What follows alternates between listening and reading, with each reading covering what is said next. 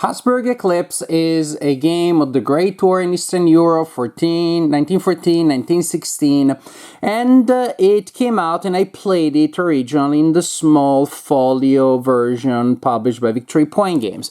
Now under the same label, some, or say most of those games, are being republished in fancier, nicer editions, including the fact that, hey, we got a box! Not irrelevant, because some of those old games I just can't find anymore. I haven't seen them in a long time. They must be between two wargame magazines, so who knows where they are. But this one, easier to see if you have it on your shelf. Now, gameplay is exactly the same as that original game. That's why I'm not gonna give a full review, because there is a review of mine about this game, so if you're curious about gameplay, that video is still valid because the designer confirmed to me that they didn't change anything in this edition about gameplay. They clarify some things, but all that is changed is the component. So I'm gonna unbox this edition with you and for you, so we're gonna see what we got in here. Again, the components being the new thing, that is what we're gonna look at. Oh, well, speaking of the components, the box.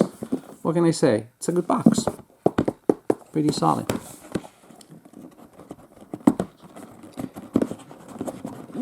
Alrighty, we got a catalog so that you know what's going on. In 100 years from now, people will look at these little things as like incredibly important historical artifacts. No, I actually do believe that. No, that wasn't a joke. The rulebook, big difference from the old Victory Point rulebooks, because it is in a nice glossy paper. I see that there are gameplay variants here, and again, the designer assured me that there's an standard example of play, and the designer assured me that, again, they clarified and improved the layout and presentation of the information. The fact that you see a glare, again, it's good because it means, yay, glossy. As for the game itself, we are in the state of siege system. That means we're gonna have only a limited number of tokens representing things such as enemy fronts that are gonna advance towards a central area that you're trying to protect, plus other things to keep track of special events and other fluctuating stats. Nice and thick, good, definitely good. Let's see. There you go. Nice, feel nice, definitely good illustrations, nice contrast. Hey, these are high quality, and you know, they promise the deluxe edition. They don't joke about it. That's good.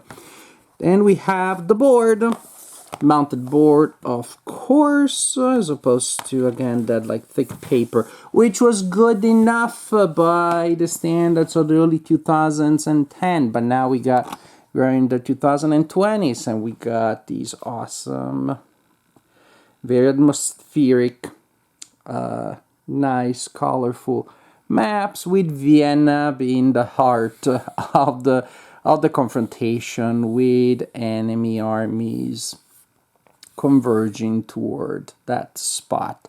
Everything looks just like I expected it to be, which is similar to the original map, but looking nicer and printed on a mounted map. So, yay.